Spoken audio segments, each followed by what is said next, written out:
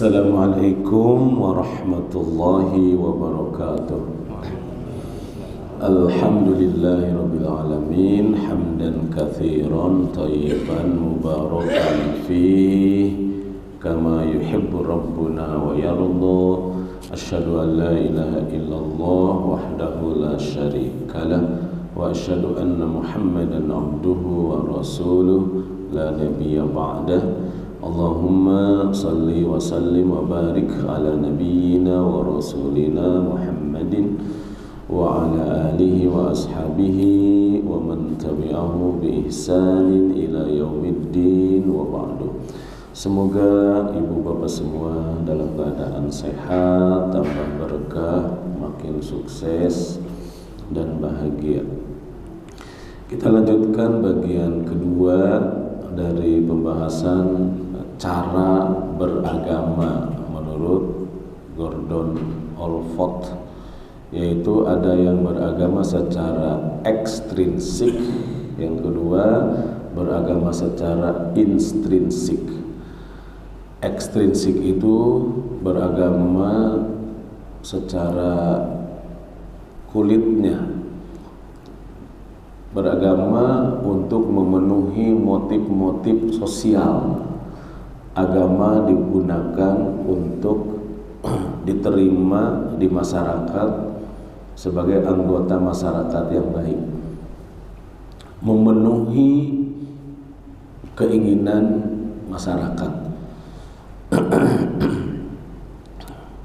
Beragama seperti ini, dia akan menjalankan ibadah-ibadah ritual sebagaimana orang lain melakukannya, tapi dia tidak peduli dengan esensi, dengan tujuan, dengan makna, dengan pesan moral dari agama itu, dari ritual itu, dia nggak peduli. Tapi yang kedua, belajar beragama dengan intrinsik. Kalau ekstrinsik itu tadi something to use but not to live, hanya sekedar digunakan untuk kepentingan tertentu tapi bukan untuk hidup.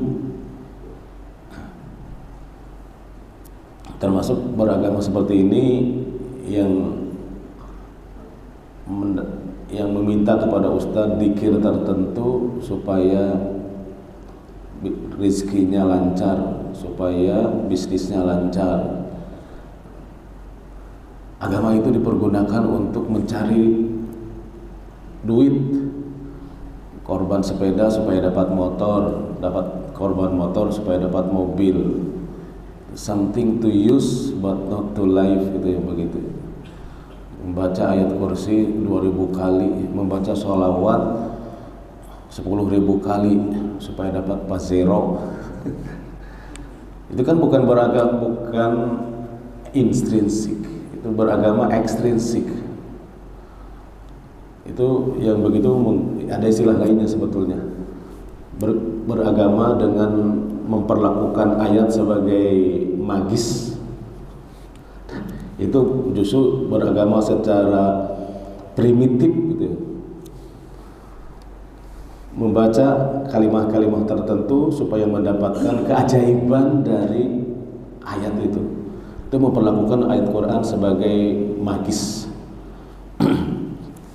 Tentu saja itu penyalahgunaan, meskipun boleh jadi bisa saja summum bukmun umyum fahum la yarji'un, supaya tidak kelihatan sama orang. Tapi tujuan Quran bukan untuk itu. Hudan lil muttaqin. Kemarin saya menjanjikan membahas surat Al-Baqarah 177, karena di dalamnya berbicara tentang agama secara intrinsik. Kalau intrinsik itu mendalam, mengetahui pesan-pesan moral dari ibadah, mengetahui makna-makna dari ibadah. Kemudian agama itu sebagai dorongan utama melakukan kebaikan apa saja. Dorongan utama namanya driving integrating motive. driving integrating motive. Inilah ayat yang integral. Integral itu ada akidahnya, ada ibadahnya, ada pesan moral dari ibadah itu. Di ayat ini, satu ayat ini, Al-Baqarah 177. Kita baca ya. A'udzubillahi minasyaitonir rajim.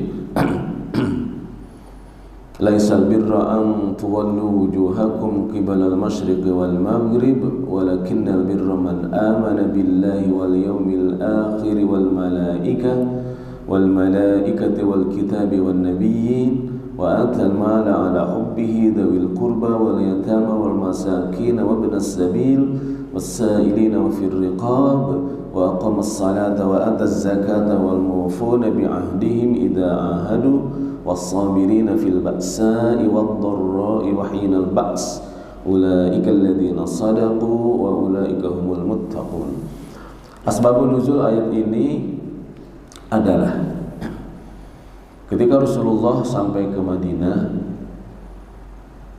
Sebelumnya waktu di Mekah, Rasulullah itu menghadap dalam sholat itu menghadap ke Masjidil Aqsa, berada di utara. Rasulullah berada di Mekah selatan. Ini Ka'bahnya nih, Ka'bah. Kalau Rasulullah sholat di Mekah itu posisinya mengambil di selatan Ka'bah supaya bisa menghadap ke Ka'bah sekaligus ke Al-Aqsa. Tapi tidak mentok ke Ka'bah langsung, karena di Ka'bah masih banyak berhala, khawatir disangka menyembah berhala juga. Maka dia selatan tapi ke samping kanan, kiri atau sebelah kanannya gitu. Jadi tidak mentok ke Ka'bahnya, cuman menghadap. Orang sudah menyebutnya di paret. Paret itu sekaligus gitu. Nah, lalu Rasulullah pindahkan ke Madinah. Madinah posisinya di utara, ke utara. Otomatis membelakangi Ka'bah, dan Rasulullah tidak nyaman membelakangi Ka'bah itu dalam ibadah itu, sehingga Rasulullah sering berdoa menengadahkan wajahnya ke langit supaya Ka'bah itu supaya bisa menghadap ke Ka'bah. Ya kan? Ayatnya di Quran ada itu, qad nara taqalluba wajhika fis samai falan walliyannaka qiblatan tardaha. Itu juz kedua Al-Baqarah itu. Itu Rasulullah sering berdoa supaya bisa menghadap ke kiblat, ke Ka'bah itu. Kemudian dikabulkan doanya itu ketika Rasulullah sholat baru 2 rakaat, lalu ada perintah menghadap kiblat. Ini ada 2 ceritanya. Nah, ada orang sholat menghadap ke Ka'bah. Setelah ayat ini turun, lalu sahabat itu Rasulullah berkata, "Fawalli wajhaka syatrul masjidil haram." Maka 2 rakaat berikutnya dia menghadap ke Masjidil Haram. Asalnya kan ke Ka'bah. Kisah yang pertama itu. Jadi ada orang bukan Rasulullah yang sholat menghadap ke Masjidil Aqsa. Lalu dikasih tahu karena ayat sudah turun, "Fawalli wajhaka syatrul masjidil haram." Berbaliklah ke situ. Ada juga yang menyebut Rasulullah yang sedang sholat 4 rakaat menghadap ke Ka'bah, ke Masjidil Aqsa, lalu turun ayat dalam keadaan sholat.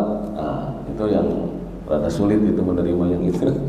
Lalu berbalik ke Masjidil Haram. Itu terlepas itu asbabun nuzul. Setelah menghadap Masjidil Haram, orang Yahudi geger, rame, desas-desus di sana sini. Waktu Muhammad datang ke Madinah menghadap ke Masjidil Aqsa, itu dia lebih nyaman. Kiblatnya sama dengan kita, agama itu simpati lah, cukup simpati itu dengan kiblat ke Masjidil Aqsa. Yahudi itu kiblatnya Masjidil Aqsa ya, sampai dia tempat meratapnya di situ, seperti umat Islam meratap di Ka'bah.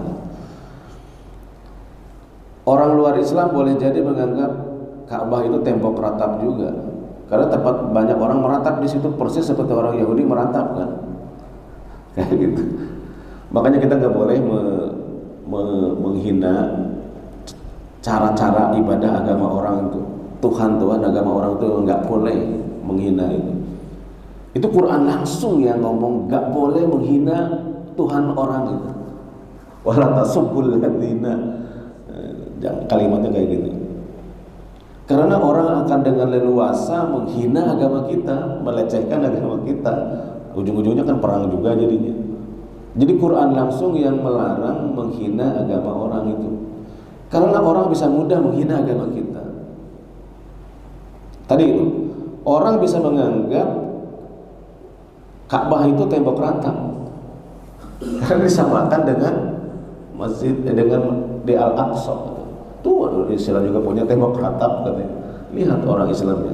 Padahal kan nggak benar, Islam tidak menghendaki, tidak mengajarkan meratap-ratap juga sih gitu. Tapi orang melihatnya kan itulah ajaran Islam. Terus repot itu. Belum lagi masalah sutroh. Kita sering menghina orang menyembah patung. Apa patung? Dia akan balik itu kalau kita menghina agama dia. Orang Islam juga menyembah patung. Dia lihat di masjid banyak patung-patung sederhana banget. Sutroh gitu. Kita pasti akan menjawab, enggak, saya bukan menyembah Allah. Bukan menyembah patung, bukan menyembah sutroh, tapi menyembah Tuhan, menyembah Allah. Dia akan jawab, saya juga emang menyembah itu, saya juga enggak katanya. Nah itu. Jadi jangan dikira Pak, agama kita ini tidak ada peluang untuk mendapat hinaan. Itu banyak hal. Ngapain jauh-jauh ke Ka'bah? Hanya muter-muter di situ. Nah ini saya sedang cerita apa? Sedang cerita cara beragama ekstrinsik dan intrinsik. Nah ketika sampai di Madinah dan berbalik menghadap ke Ka'bah, orang Yahudi jadi merasa gak nyaman. Tadinya kan, wah sama dengan kita kiblatnya.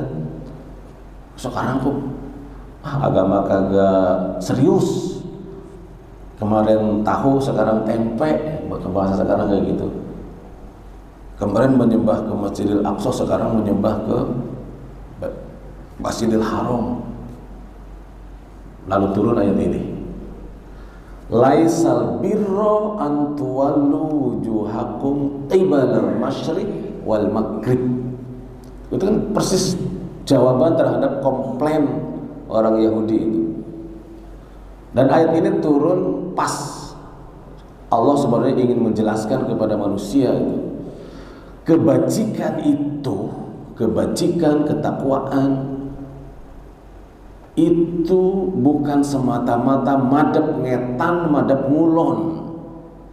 Kebajikan itu lebih dalam lagi apa? Kebajikan itu bukan sekedar ritual. Itu pesannya. Ritual itu bisa berubah. Yang tidak berubah itu nilai. Ritual dari zaman Nabi Adam sampai Nabi Muhammad kan berubah. Tidak sama itu. Cara bagaimana mengekspresikan menyembah Allah itu.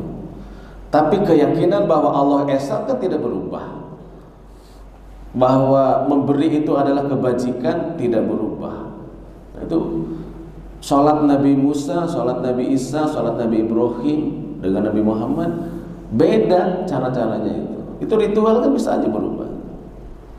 Nah si Yahudi itu menganggap ritual itulah agama sejatinya. Menganggap kalau sudah ibadah itu sudah selesai semuanya. Itu titik kesalahannya. Menganggap ritual itu segala-galanya dan sudah selesai. Tidak ada lebih dari itu lagi. Padahal nggak begitu. Ritual sholat, zakat, saum, haji itu wasilah, bukan tujuan. Itu kita harus, itu alat, itu tool. Tool apa? Tool mendekatkan diri kepada Allah. Tool alat menyambungkan diri dengan Allah. Namanya silah. Silah itu menyambungkan. wasilah untuk ingat dengan Allah. Aqimus sholata li dzikri, dirikanlah sholat supaya Anda dengan sholat itu ingat dengan Allah. Jadi bukan tujuan sholat itu, tapi wasilah, cara untuk mendekatkan diri kepada Allah. Karena itu kalau berbeda-beda dalam pemahaman tentang cara itu, ya dimaafkanlah. Jangan menghabis-habiskan energi dalam mempersoalkan masalah wasilah. Oke, jadi panjang ya.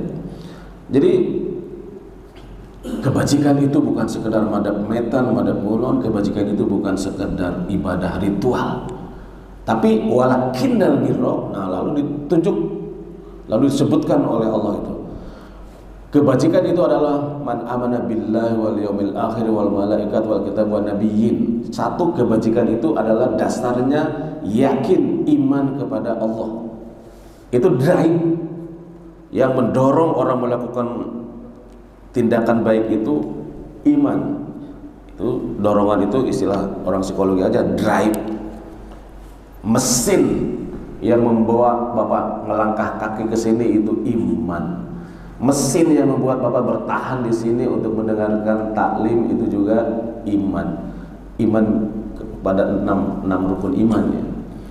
Di sini cuma disebut 5 ya. Man amana billah wal yaumil akhir wal malaikat wal kitab wan nabiyyin. Iman kepada qada dan qadarnya di surat lain, di surat yang lain. Di antaranya surat At-Taubah ayat 50. Qul la yusibana illa ma kataballahu lana huwa maulana. Itu iman kepada takdir, itu di surat At-Taubah 50 ya, 50. Berarti satu drive pendorongnya adalah iman. Yang kedua, wa atal mala ala hubbihi dawil qurba wal yatama wal masakin wa ibnas sabil wasailin wa fir riqab.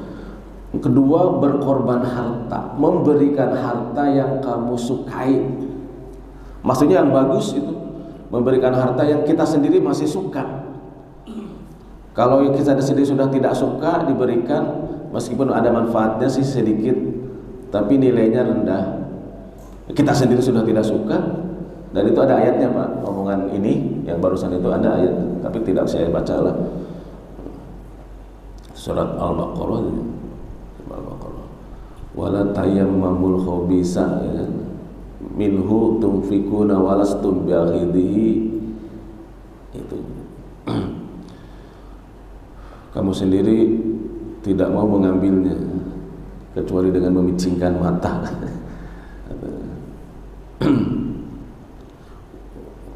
Kemudian memberikan harta.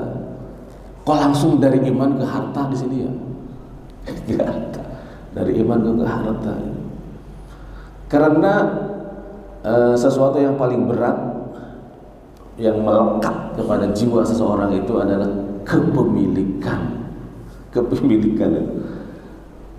harta itu. Di surat Al-Lail Allah berfirman itu, fa amaman aqta wattaqa wa saddaqa bil husna.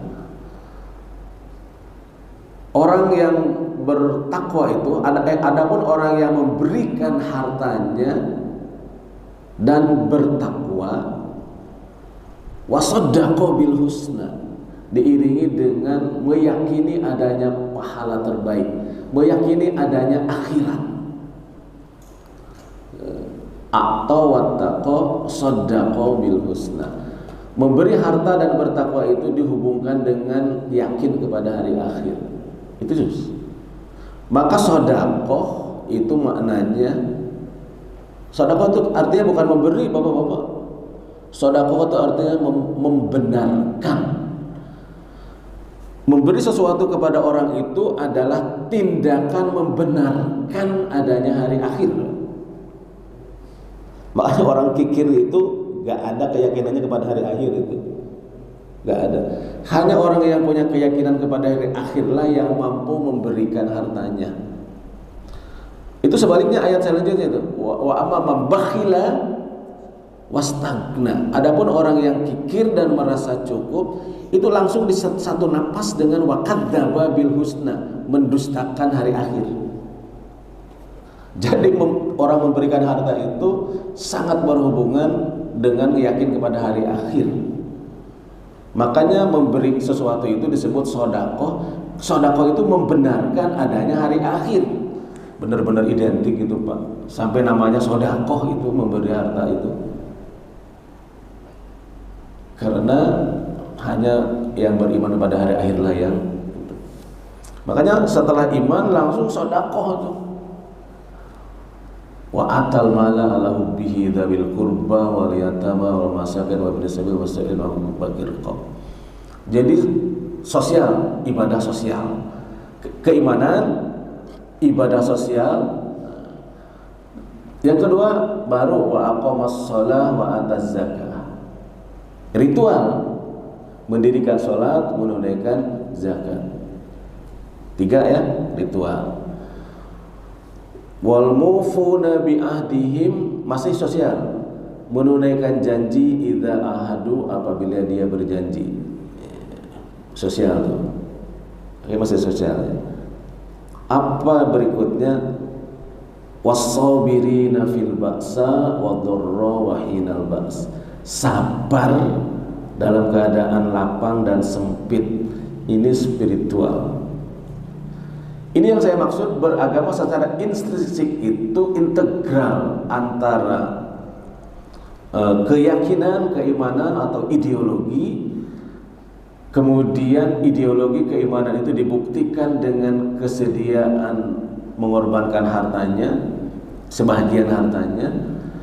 Kemudian dibuktikan juga keimanan itu dengan hubungan baik dengan Allah, dengan sholat, hubungan baik dengan manusia dan zakat. Dan setelah itu dia mempunyai keteguhan jiwa sehingga dia bisa bersabar menghadapi apapun, wahinal ba's, dan ketika peperangan. Lalu ada diakhiri dengan ulaika ladzina shadaqu wa ulaika humul muttaqun. Mereka itulah orang-orang yang benar-benar imannya dan mereka itulah orang-orang yang bertakwa. Jadi surat Al-Ma'un mengisyaratkan beragama secara ekstrinsik, itu surat Al-Ma'un.